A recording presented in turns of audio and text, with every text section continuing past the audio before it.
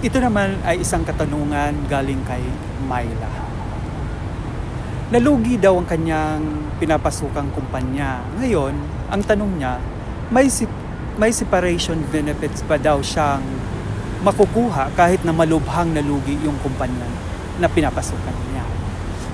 Myla, sa pinagsamang kasong Sangwo Philippines Incorporated versus Sangwo Philippines Employee Union, nakasaad sa GR number 173154 noong December 9, 2013 na isinulat ni Magistrado Estela M. Perlas Bernabe.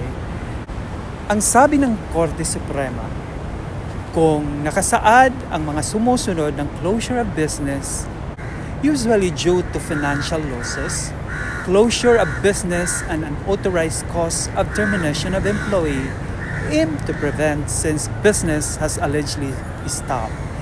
In such case, an employer is generally required to give separation benefits to its employees unless the closure is due to serious business losses.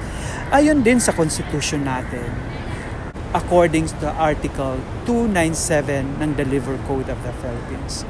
So malinaw dito ang policy distinction na ginawa ng ating batas.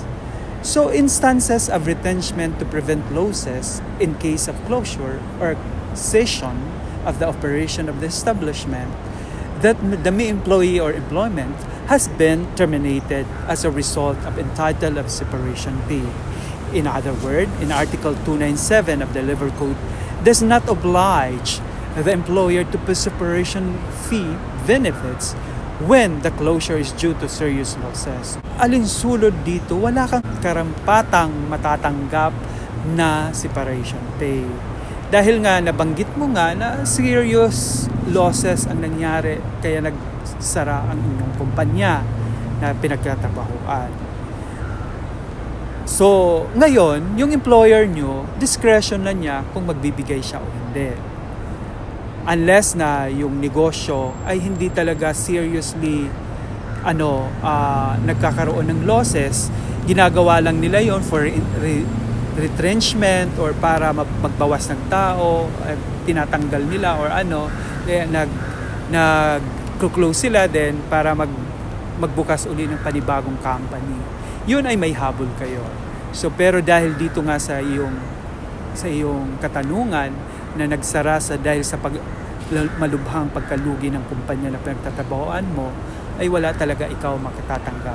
Ayon yun sa Article 297 ng Labor Code of the Philippines. At ayon din yan sa desisyon ng Korte Suprema noong December 9, 2013, ayon sa GR 1314 na dinesisyonan o pinonentihan ni Justice Estela M. Perlas Bernabe.